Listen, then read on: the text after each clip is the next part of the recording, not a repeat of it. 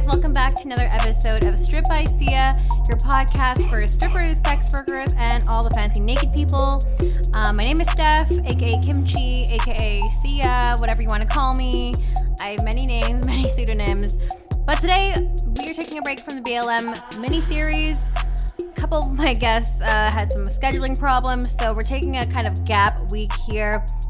And instead, I'm bringing you a bonus episode as I was invited last month in June to speak at Florida State University. I had a lot of people who really wanted to hear the episode. I wasn't sure if I wanted to release it, but I am going to do that for you guys now, and I hope you guys find it really interesting. I was invited to speak at Florida State University. Shout out to Alicia. Hey, girl. In regards to their Human Sexuality class, with specific regard in terms of the lens of social work, counseling, and therapy. So I hope if you're an educator in that field, or you perceive to be one day, I hope that you guys would find this talk to be particularly interesting. I basically made it on the amount of questions that they had sent in to me prior to my talk. So yeah, it's really such an honor to have spoken with the class. So I am so excited to share this. It is largely unedited, and by largely, I mean it's unedited. So I am just going to go through it with it and let you guys listen in. And there, of course, there's a bunch of different Q&A at the end that some students had more curiosities on. So I went ahead and answered that. But yeah, without further ado, here is my guest lecture at Florida State University for their class of Human Sexuality on therapy, social work, and counseling. And also, wait, hang on, before I let you go, we are also, we as in me, I'm going to be launching season 2 of Strip by Sia. That's going to be on August 2nd. So August 2nd, just 2 weeks from now. Stay tuned. We're going to be launching it off with a very fun guest of mine who is just across the big pond called the Pacific Ocean. But I won't reveal anything other than that. But you guys will just have to tune in and keep listening. So yeah, tune in. Let me know what you guys think. Let me know your thoughts on the episode. And we'll catch you guys later. Bye. Yeah. Anyway, so I am glad that my friends are on here, and we are very excited to have Steph as our special guest, and to just kind of give you some background on how this even happened. I've been teaching this class for 3 years, and the idea of sex work and everything we just talked about is something that not only can be controversial, but people want to know more about, right? So when you're immersed into a topic, and you all will know what I'm talking about.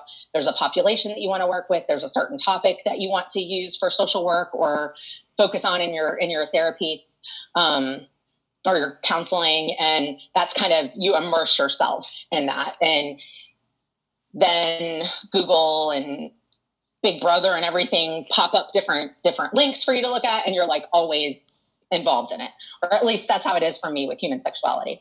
So I follow all different kinds of podcasts, and I figured, you know what, I'm just going to randomly reach out to somebody who I don't know, I mean, other than listening to their podcast, and see if somebody would like to speak to our class, because I think it's very important to get different perspectives and different worldviews, and that are maybe different than what we have coming into this course. So I randomly emailed Steph, and she actually wrote back and didn't ignore me, which I thought was really cool. And here we are today. So Steph, are you on the call already? I am. Yeah. Can you hear me? Hey, can you hear me? Not yet. Hey, I am. Hi. Oh, hey. Hi. How are you? I guess I could start my video. Good. Thank you so much for joining us. You're so welcome. Hi. It's so nice to meet you finally. I mean, virtually meet you, but this is great. Yeah. We are so excited. And I know this is our Florida State Human Sexuality class. Kind of just to give you an overview. Some of them are undergrad social work majors. Some of them are graduate social work majors, and others do art therapy, mental health counseling. I'm sure I'm forgetting some, but the other disciplines are required to take this course. Social work, just you can take it if you want to. So that's who we have from Tallahassee, Florida.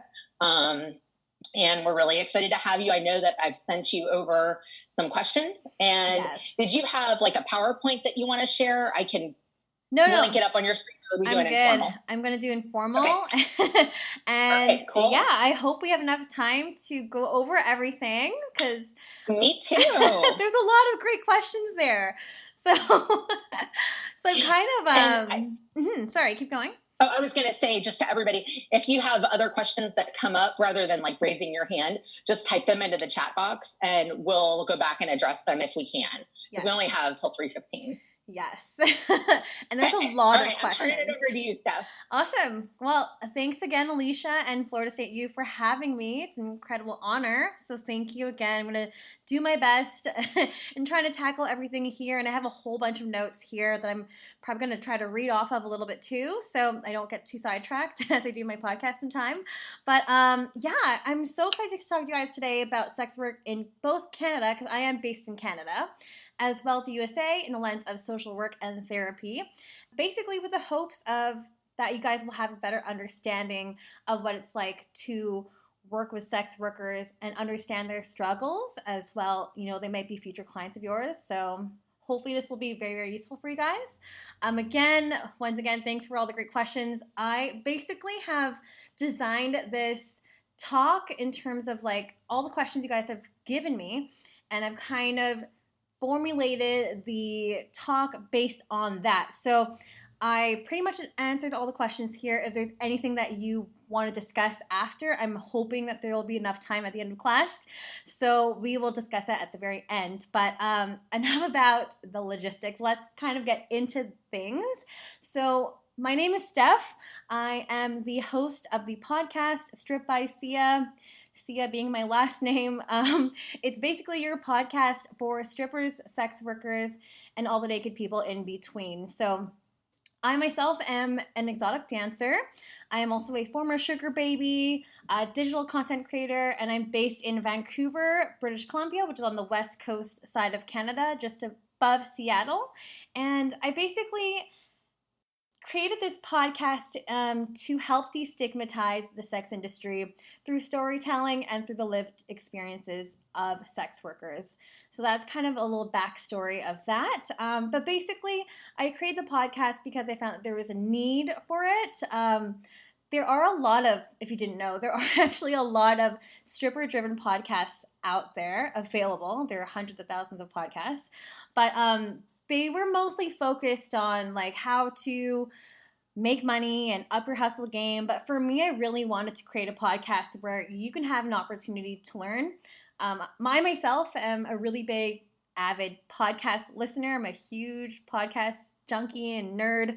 But for me, it was a bucket list on my goal for last year. And it was something that I really wanted to do and accomplish in 2019. But I really wanted to fill the void and also educate.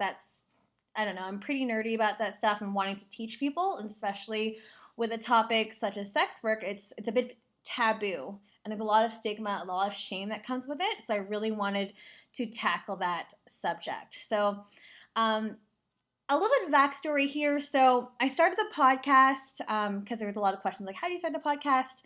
What was your inspiration and stuff like that? So I started the podcast when I was working at a local strip club.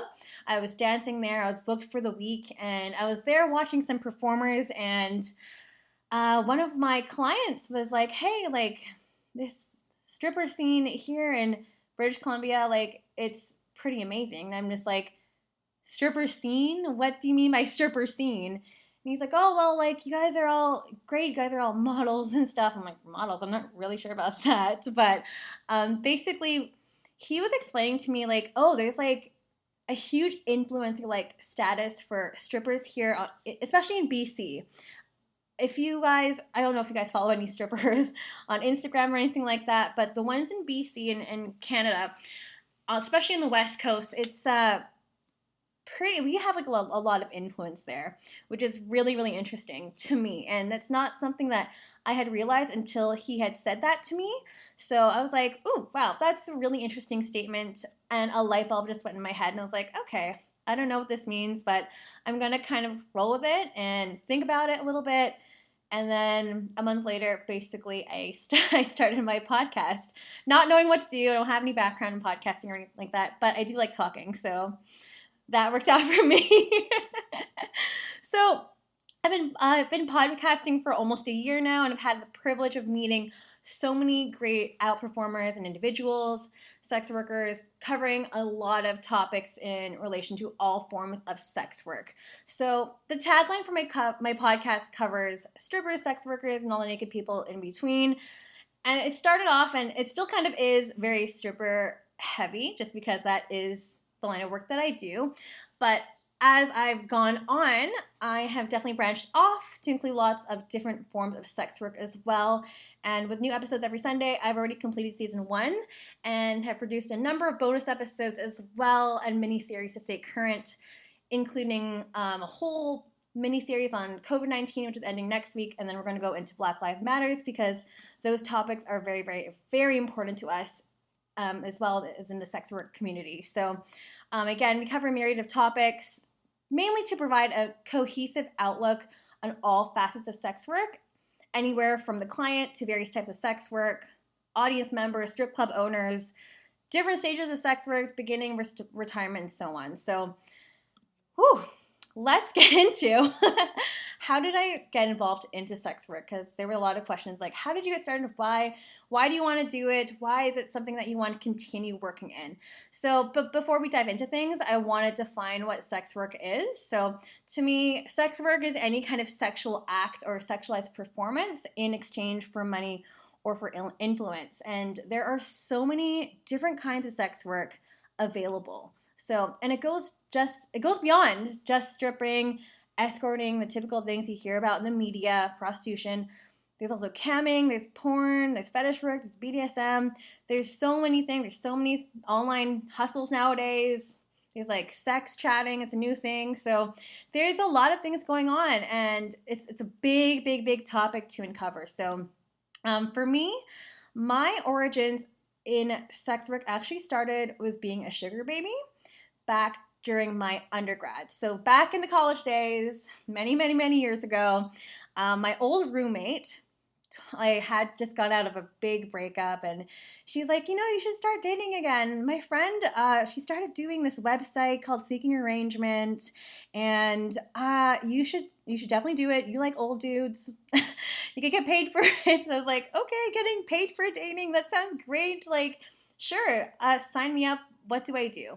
And I don't think I really understood what I was getting myself into. For me, I just thought going out on dates and getting paid, that sounds great. But then I didn't really understand the sex aspect of it. I didn't know that sex was involved in it.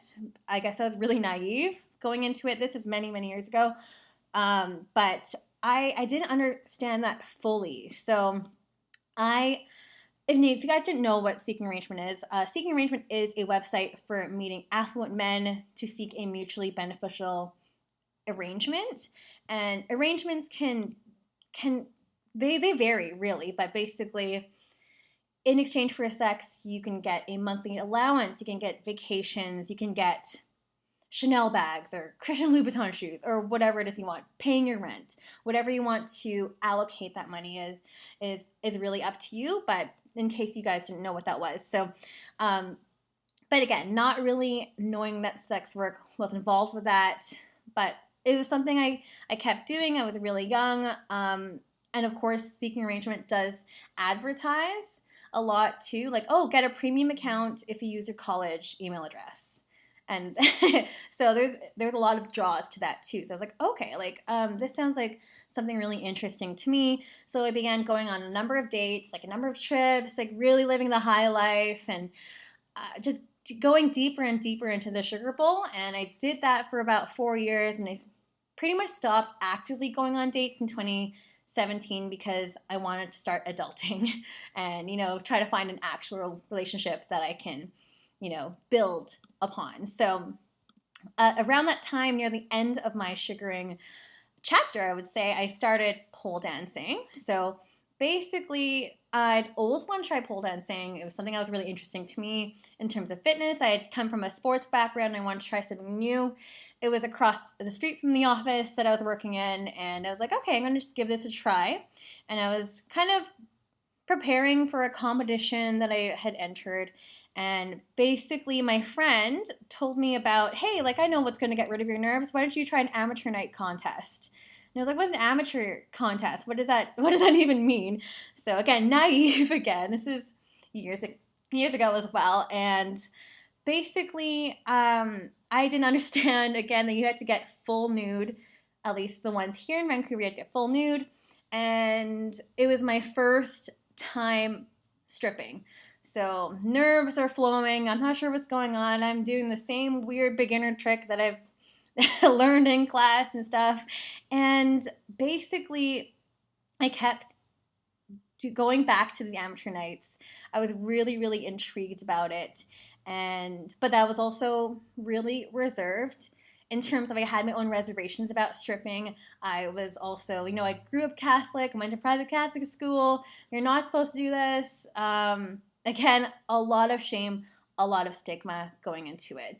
But there was a rush that I really enjoyed. I loved the performative aspect of pole dancing, the strengthening and the tricks that you can do as well, and also the art that you can create with it. So it was something that I kept doing, but no matter how many times I got offered a job at the clubs, I was like, I'm not going to do this full time. I do not want to do this full time. I have an office job. I have dignity, quote unquote dignity. I do not want to do this. But then I was like, okay, like I was finally convinced to finally take the plunge. Basically, in BC, some logistics here too.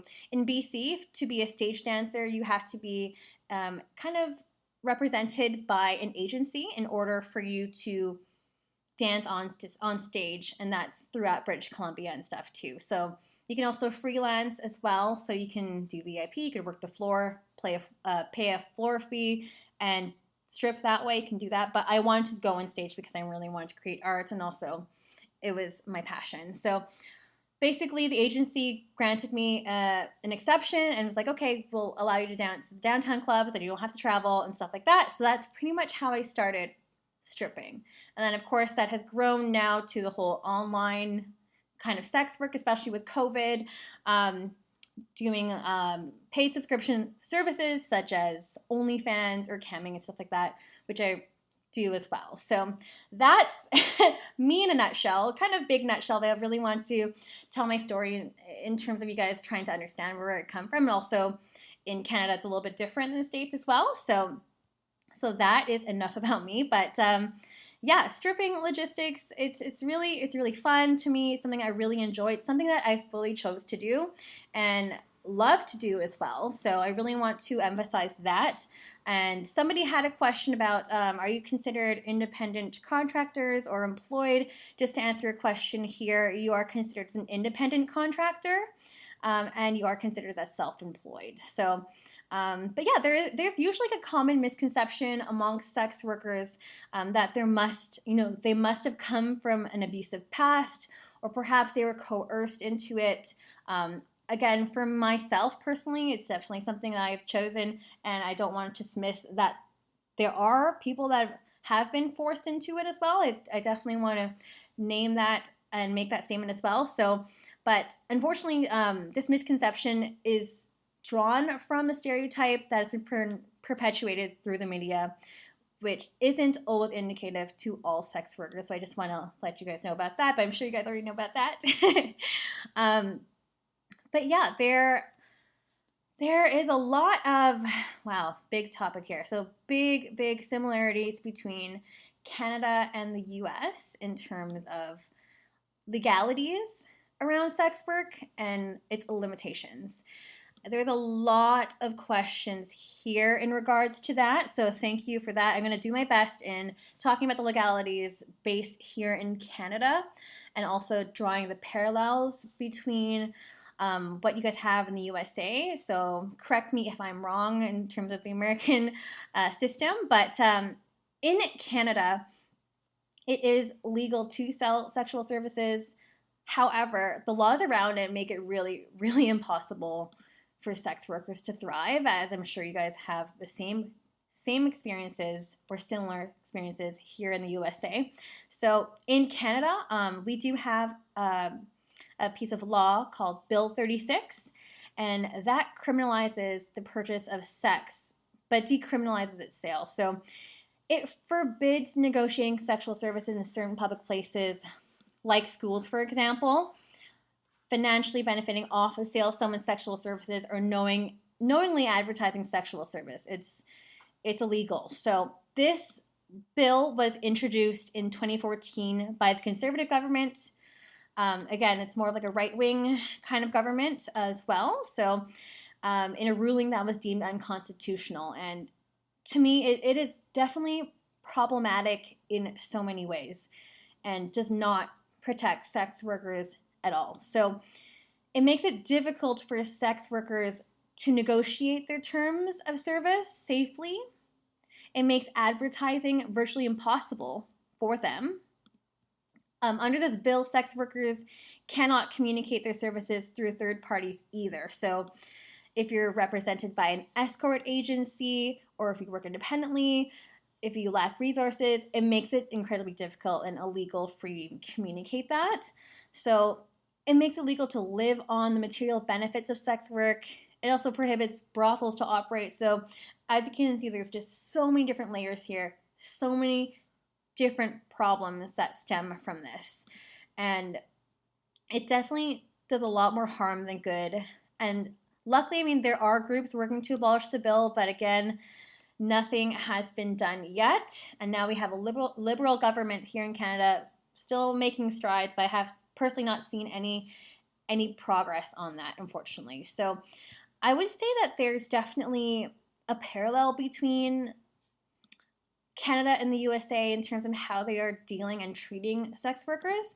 So I'm sure you guys are all familiar with FOSTA SESTA, SESTA FOSTA, those bills. So if you guys, I'm also recording this for my podcast for a bonus episode, but for the Canadian people listening too, Fight Online Sex Trafficking Act and the Stop Enabling Sex Traffickers Act, FOSTA SESTA in the USA, that was introduced in 2018 by the Trump administration, as you guys are all familiar with, in efforts to combat sex trafficking online, and mainly targeting online personal sites like Backpage, Craigslist, stuff like that. So it is, again, like the Bill 36 in Canada, it is detrimental than it is helpful, as it conflates both consensual and non-consensual sex workers with no differentiation between various kinds of sex work. And to me, this is problematic, as it takes away their storefronts, means of advertising. Sex workers are finding themselves in riskier situations where they have no ability to filter. And you lose so much protection that way. It forces them into riskier situations, which can, it doesn't protect them at all. It can leave them in abusive situations. In Canada here, there were lots of murders that happened too, to a lot of street sex workers that happened in the downtown east side. So that's another example of it too. That happened before, but it's an example of what could happen. So the law makes it easier to locate sex traffickers, but it also makes it challenging to prosecute them. So there are a lot of problems with this. I don't agree with any of these bills at all as a sex worker. I mean, I don't personally engage in prostitution or escorting, but for friends that do, not having that protection leaves you at risk, which is, it can be really scary and does nothing to support them at all. So there was also another question that somebody sent in as well, a question about the U.S. versus the Canadian sex trade, which is a really, really, really big topic. I just don't know if I have a lot of time to discuss that. But the question was, what is your impression of the U.S. sex trade, and what would it take to be more like Canada?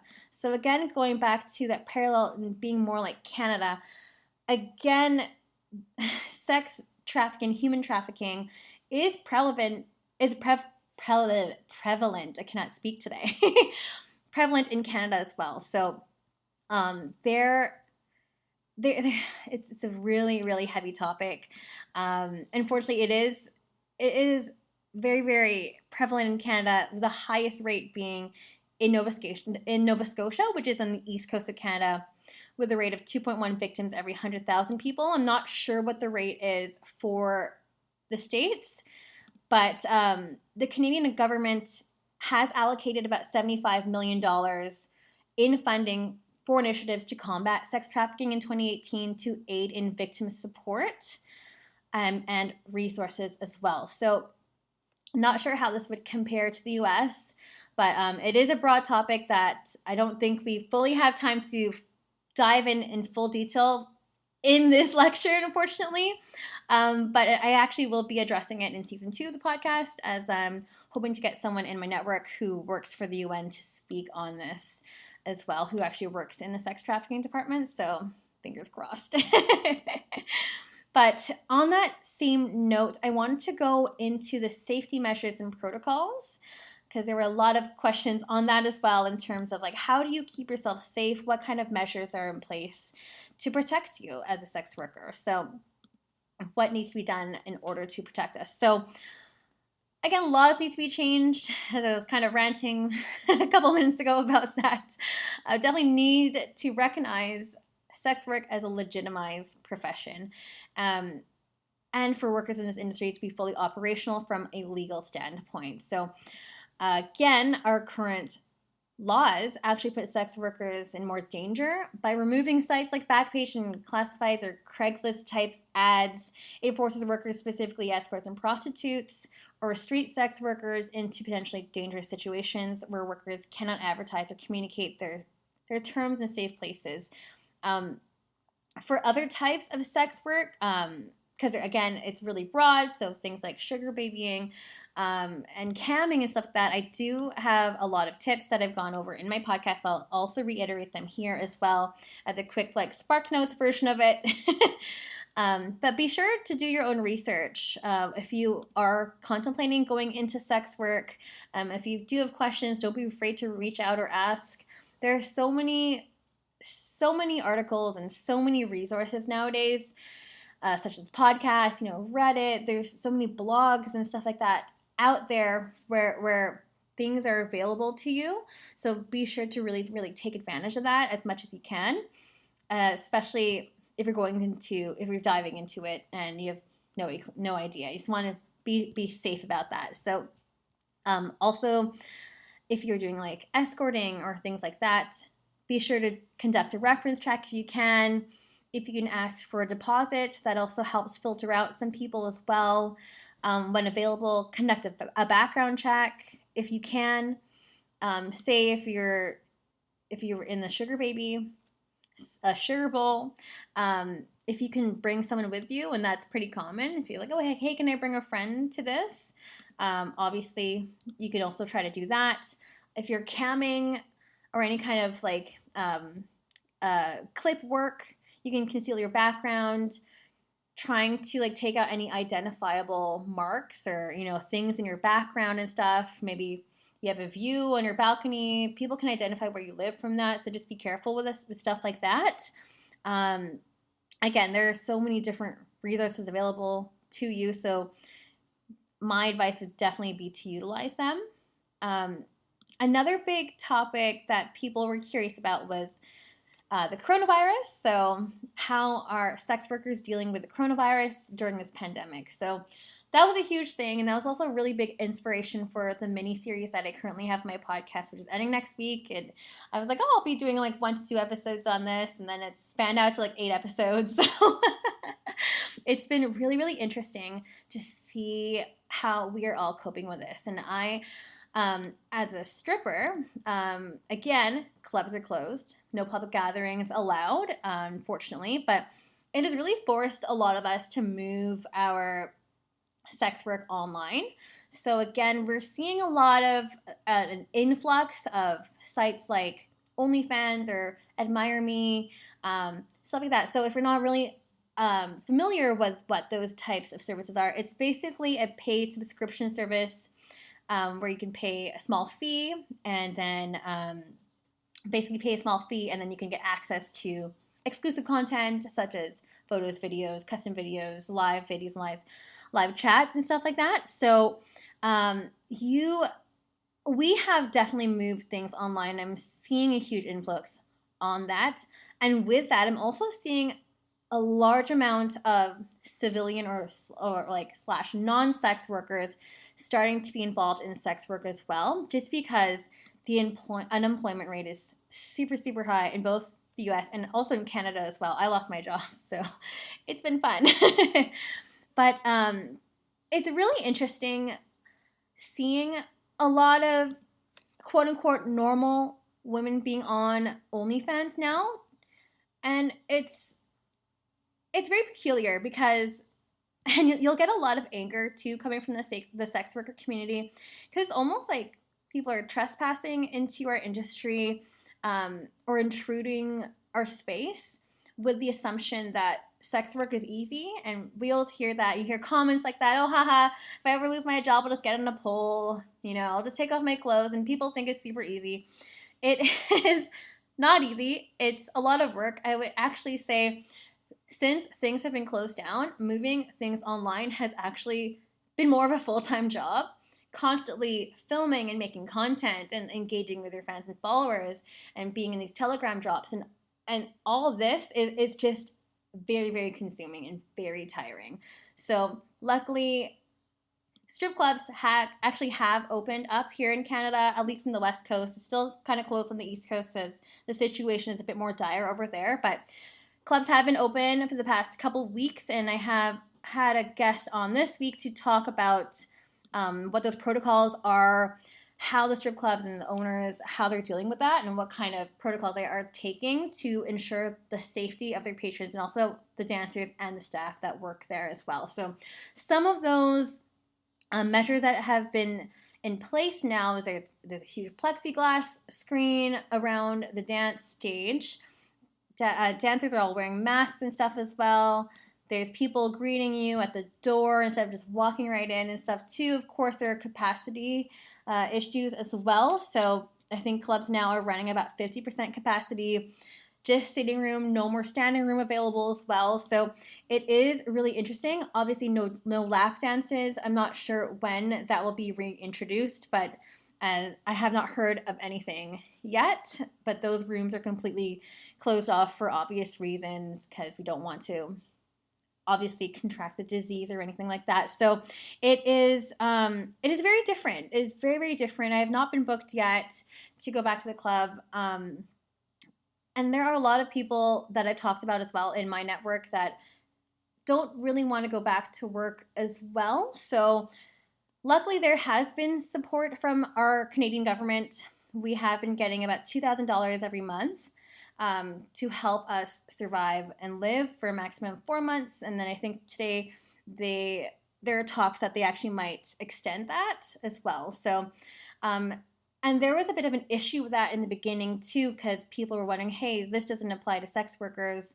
But then they actually made an adjustment that you can make up $2,000 a month if you're doing other lines of work as well. But obviously that's not enough to live. So again, Canadian government has been doing pretty good, I would say, in terms of handling the virus and also just supporting us in that way. So yeah, lots of very, very, very interesting things to do with the coronavirus for sure.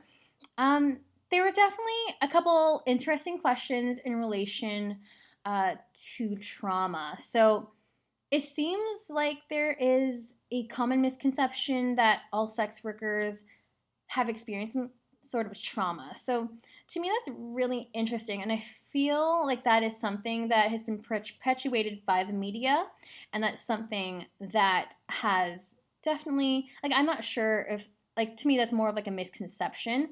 Of course, I don't want to dismiss that there are people that have gone through significant trauma. Obviously, there are in any industry that you encounter. So I find, but for us and for people that I've talked to within my network, I feel that this is not the case. I did discuss this topic in terms of overcoming sexual assault on one of my episodes before, and found that yes, some of us have experienced this or have experienced some sort of assault, but I'm not sure if there's a correlation between that and going into sex work. Again, it might be true for some. It's just an observation. I think there really needs to be more research done on this topic. But for myself, as a victim of sexual assault and someone that is in sex work right now, I wonder if it is a form of validation. Maybe it's a form of sexual liberation. Maybe it's my own version of taking control of what was previously taken from me. These are things that I have questioned myself, and other people that I've talked to have also had a similar experience and are also in sex work. We've also had these conversations too, so perhaps there might be some kind of link. Again, I'm not sure. It's just anecdotal within my own network, but it is something that's, I think, worth to research more in the future for sure. There might actually be a link, but who knows? So again, good theories overall. But yeah, again, I think the misconception is that it is basically largely based on stereotypes and what the media has fed us. So going into that, I wanted to go into personal relationships. There was a really, really peculiar question here that I received, and it mentioned, how can a sex worker profession affect long-term personal relationships? Have you ever seen clients in public outside of sex work? And if so, what have the interactions been like, if any? So that is really interesting. Thank you for the great question. It really depends on the individual, their family, their own personal network. It can be dichotomous, so it can certainly strengthen personal relationships or kill them off completely. And sometimes there really isn't a middle ground.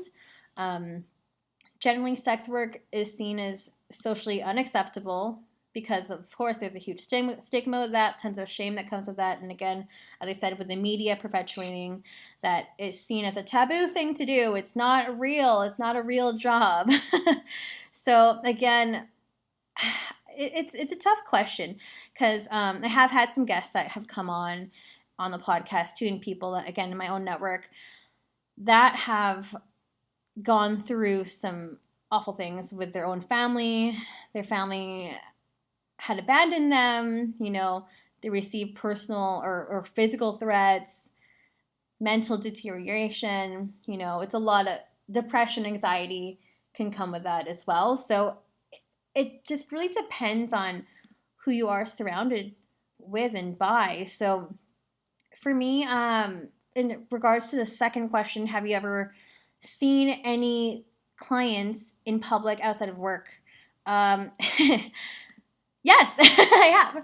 So it's really, really interesting here. Again, just based in BC, I don't know what it is about the West Coast, but it's almost normalized to kind of go hang out with some of your regulars after, go have a drink with them, in terms of the strip club. So to me, that to me is acceptable. So, but in terms of when I was a sugar baby, I would not do that because my time is money, and I would see that solely in a business in a very, very transactional type of way. And if you want to see me, then you'll have to pay me for my time.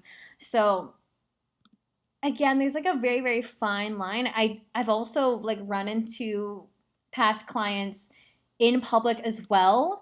And it's always been pleasant and professional, but of course, discreetness is something that's usually always stressed. You don't want to out anyone on either side. It's completely disrespectful and also very potentially dangerous as well. So obviously don't want to do that. But even some of my involvement in sex work has also evolved into actual relationships. So that to me is really, really interesting as well.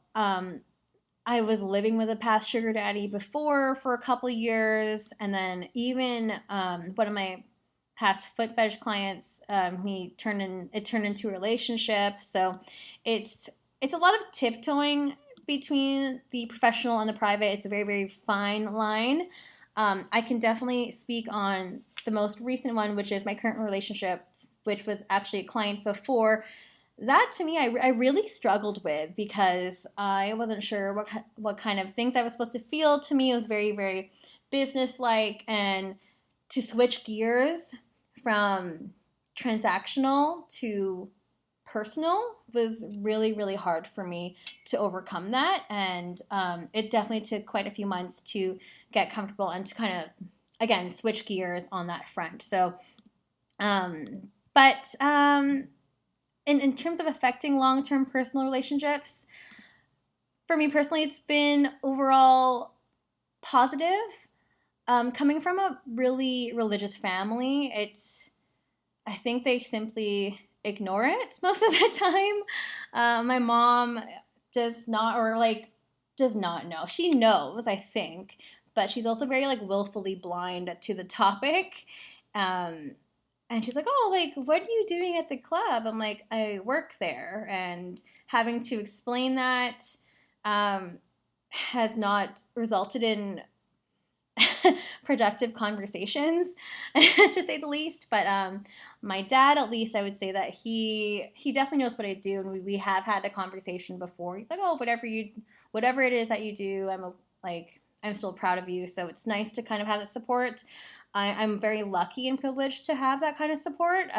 Again, some of my past guests have not been so lucky, and they have been placed in some dire situations, and familial ties have been cut. So I find myself to be really, really, really lucky to be in that position. So again, if if anyone is tiptoeing between that line, just a couple tips here, just make sure that your partner has a really deep understanding of the line of work that you do, and is not judgmental and accepting. It's been so long and so hard for me to be in relationships because people have not accepted what I have done, or maybe they have accepted it in the beginning and then they'll flip out on you later about it, and then they'll guilt trip you, and it's this really awful cycle of mental abuse, which is not healthy, and oftentimes happens more often than we think. So that has happened to me with an ex-boyfriend who's like, oh, I'm so supportive about what you do, and I was like, okay, yeah, come to the club and watch me, and then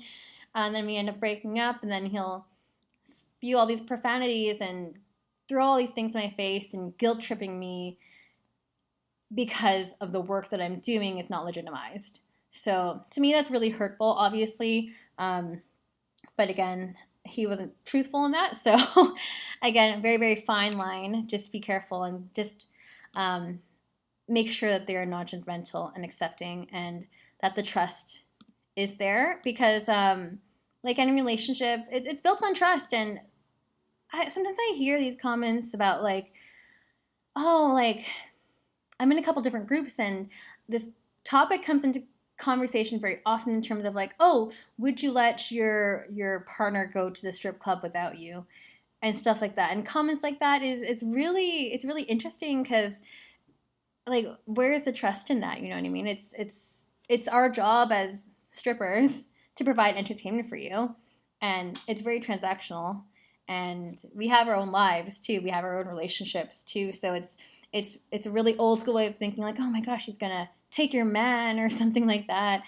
Conversations like that just seemed really, really outdated to me. So, but yeah, I want to dive deeper into, I guess, the last part of the presentation here, because I want to save some room for questions, because I see this chat box with more and more things coming up. So we're going to go into the destigmatization, therapy, and social work to kind of close out the presentation here. So basically what started off as a passion project of mine, it really turned out to be something I genuinely love doing. And I knew when I started this project, I really wanted the aim and the mission of the podcast to really center around education and the destigmatization of the sex industry and its professions. So again, I feel it's really outdated and unprogressive to view sex work as unlegitimized.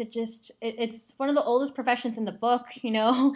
It's why can't we progress further around this topic? And again, in the Pacific Northwest where I live, it's very, very largely liberal and democratic, where sex work is, I would say, to me, pretty normalized.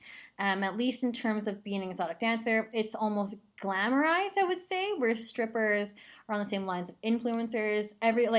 It's just so casual. Like, oh, you're a stripper. Oh, cool. Where? Oh, cool. Do you know this person? Like, it's really liberal in that sense, which is something I love. And it's also very, very intriguing in terms of uncovering the stories and motivations behind each profession. Again, it's just super, super fascinating. I really believe that education is powerful, and I would like to see more articles and platforms, or people in power at least, discussing its legitimacy. The assumptions and stereotypes need to ultimately stop, and I'm not sure how that's going to happen. It's just something that's so entrenched in our society and our media, and it just, honestly, it's just so old, and I'm pretty much over it.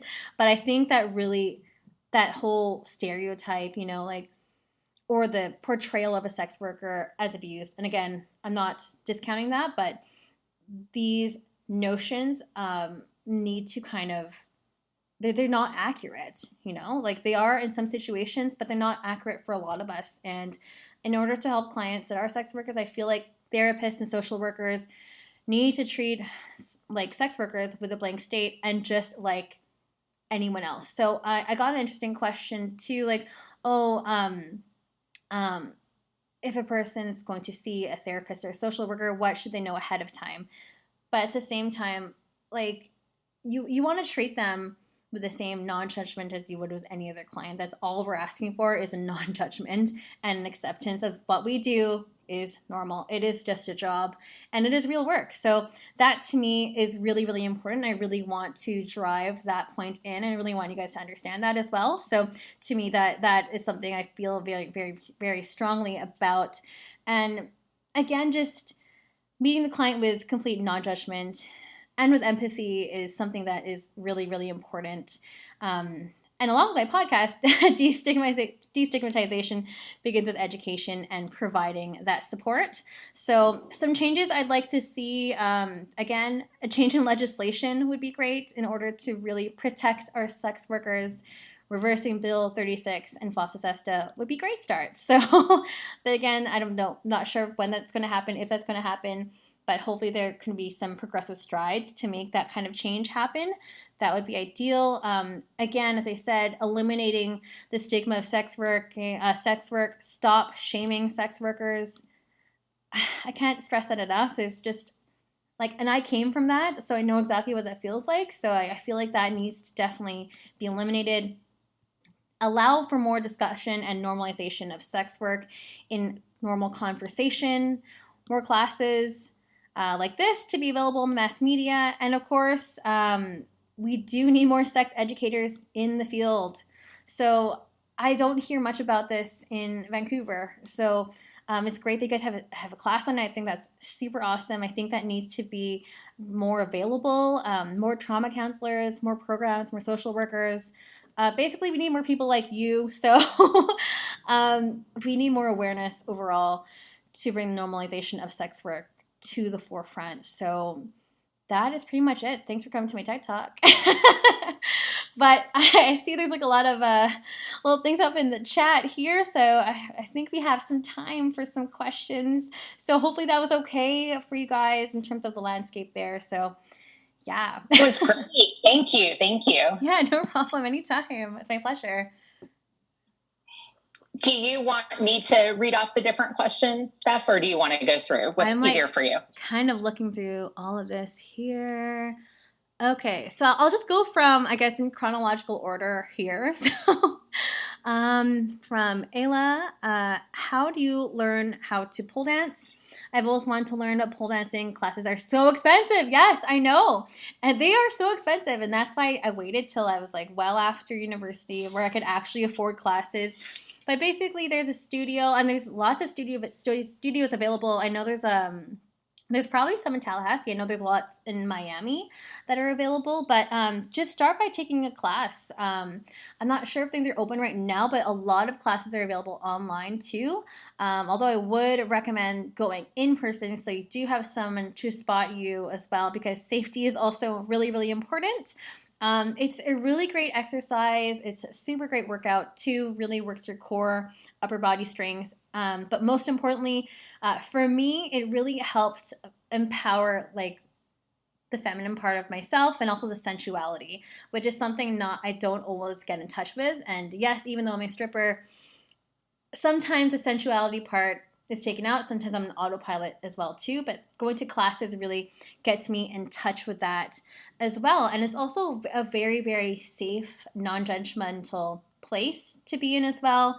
So it's something I would definitely highly, highly recommend. So definitely take classes. You could buy a pole at home. It's really easy to install. Highly recommend that. Let me see here. What differentiates an escort from a prostitute or a sugar baby? Yes, I definitely go into this in great detail in one of my episodes, but there is just some fine lines. There's not a huge difference between the three. So prostitution, as you know, selling sex in exchange for money. Sometimes with escorts too, there's definitely like a lot of different sexual services and rates that are available. In terms of escorting, sometimes it's just going on paid dates. There's different types of level of escorting.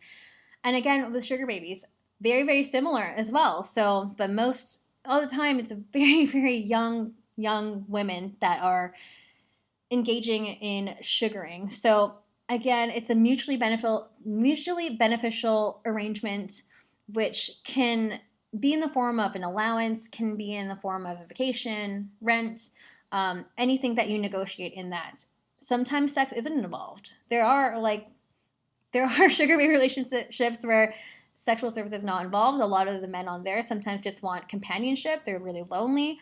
So it just depends on what you negotiate, but they are very similar in terms of escorting and prostituting and also sugar babying. So hopefully that answers your question. Stripped by Sia is my stripped past tense by Sia is my podcast. In regards to the influx, people coming online due to COVID, are there any official qualifications or certifications in place? Or has there ever been talk about establishing some form of regulations on who can and who can't be a sex worker, either online or in person? That's a really great question. I love that. There aren't any official qualifications. Any one of you guys can start an OnlyFans account or start camming. It's available to you. But I haven't heard of any talks of regulations on who can or who can't. I think that would be really limiting and really restrictive. It's not really something I personally would agree with, because I think that anyone can be a sex worker.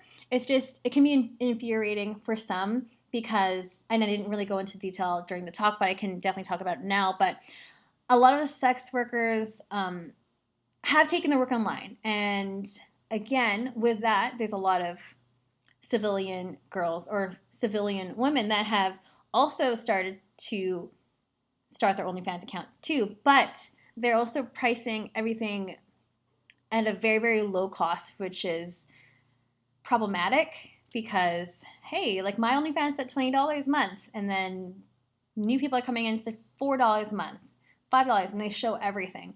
And there's nothing wrong with doing it that way. That's totally fine.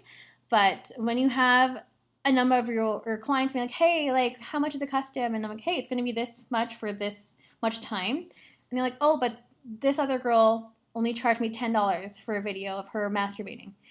And it kind of devalues us a little bit that way. So that's where like a lot of the frustration, I think, and the anger comes from, because I've spoken about this before, and also people that I also work with too are frustrated about this as well. And as I mentioned earlier, feels like almost as if they're trespassing. But again, I wouldn't want to have any kind of regulations or restrictions on who can or who cannot be a sex worker, because anyone can be. So hopefully that answers your question there. If this is too personal, feel free to skip it. We all have bad days where we don't feel pretty or don't like the way that we look. So when you have days like that, how does it affect your work? Good question. Are you able to set your work apart from when you feel insecure? Are you able to work your schedule where you aren't forced to work if you aren't in a good headspace? Okay, yeah. For sure. Oh gosh, yeah. There's definitely days when you don't feel pretty, and even times with COVID, I'm making videos, making content. I gained like 10 pounds, and I don't have the same body. I don't have a pole at home, so I don't have any like exercise equipment really.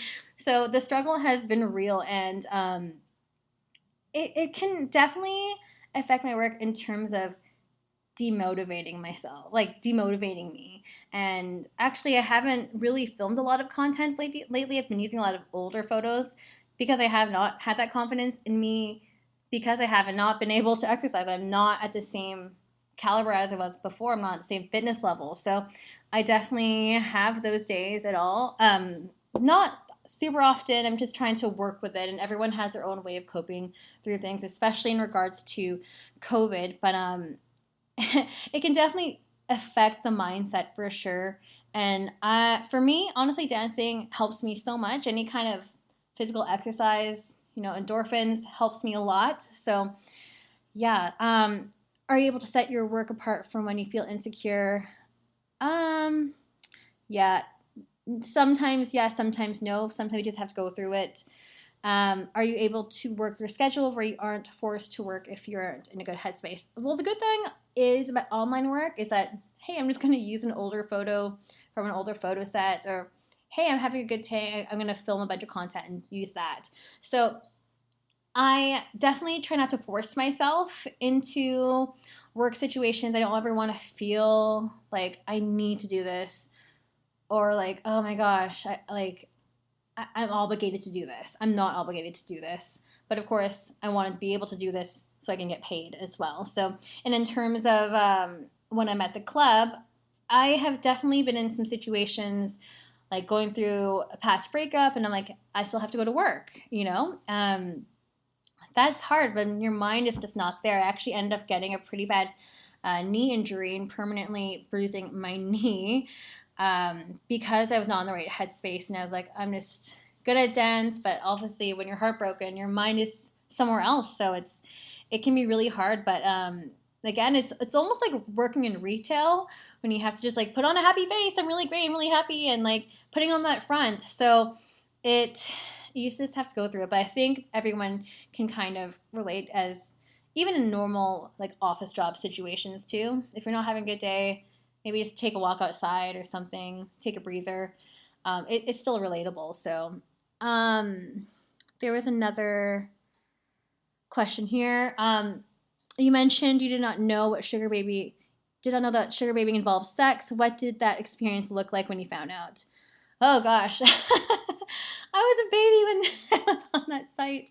It was really, really interesting. So basically, when I had joined the site, I had also gone through another breakup too.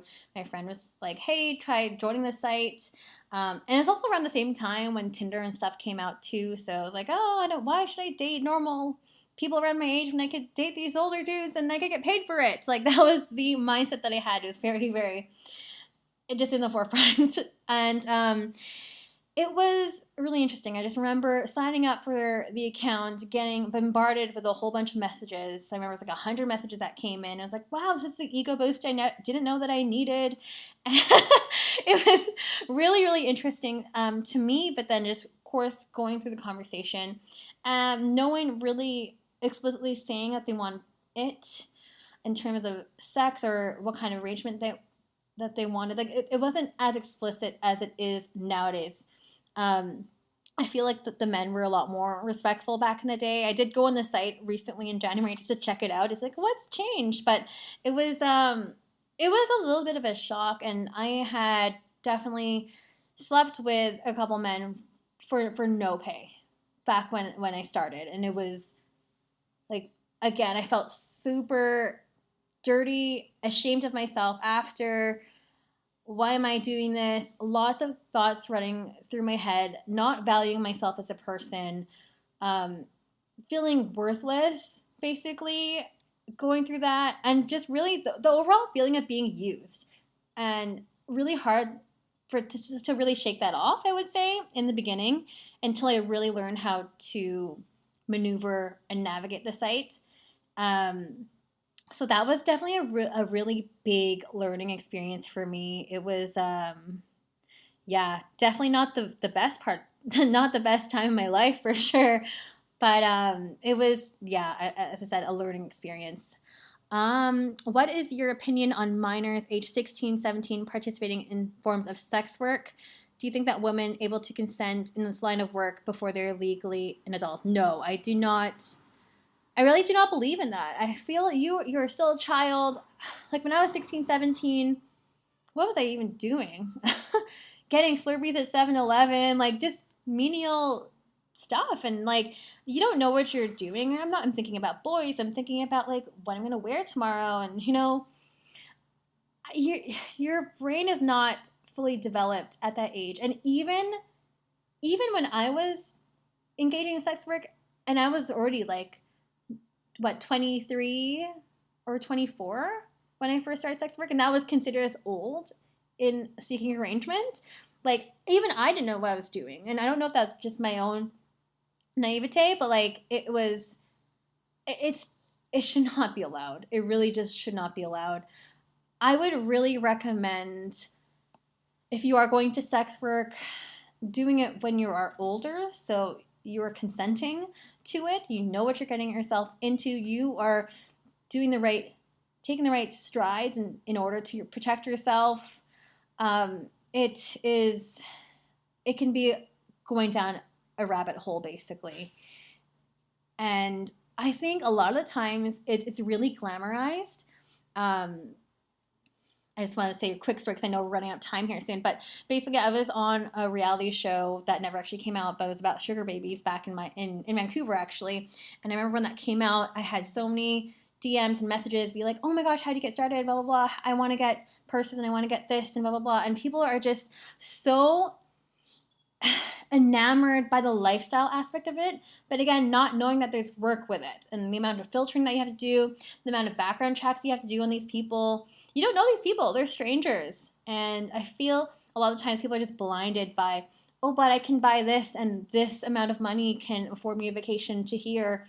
And that's all you see is dollar signs. It is really, really, really, really worrisome to me because people can smell the desperation online.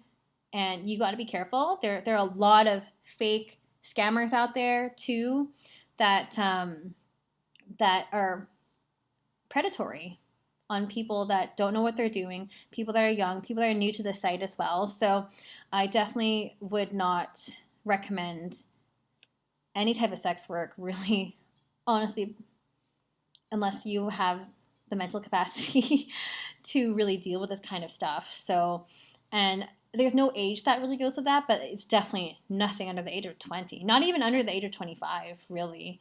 So yeah, hopefully that answers the question. So yeah, hopefully if there's any more questions, I think we have a couple minutes, but we might have to be wrapping up soon because I know it's almost 3 o'clock, or I think it is 3 o'clock over there in your time. So if not. Does anybody have anything else? Yeah. No? So we totally have to take a picture for social media, right? Yes, okay. Absolutely. Okay, let's do that. So you all are aware that we're going to take a picture, but let me move the chat box. And thank you again for the opportunity. All right. Yeah. Are you ready? I'm ready. For the picture? Okay, let's do it. 3, 2, 1.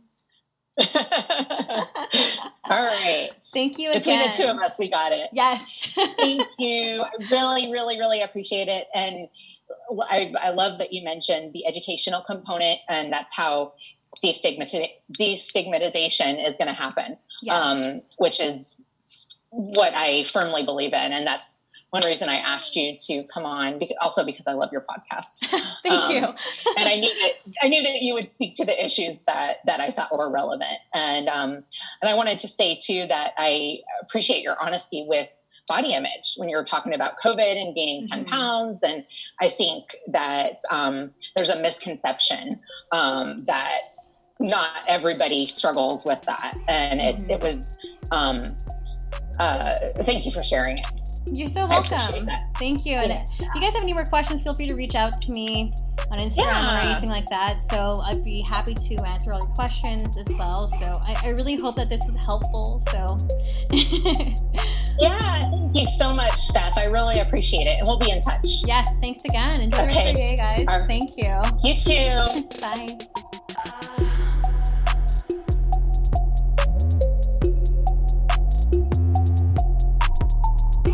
Listening to Stripped by Sia, produced and hosted by Steph Sia, aka Kimchi, music by Ted D, photography by Ian Dabber,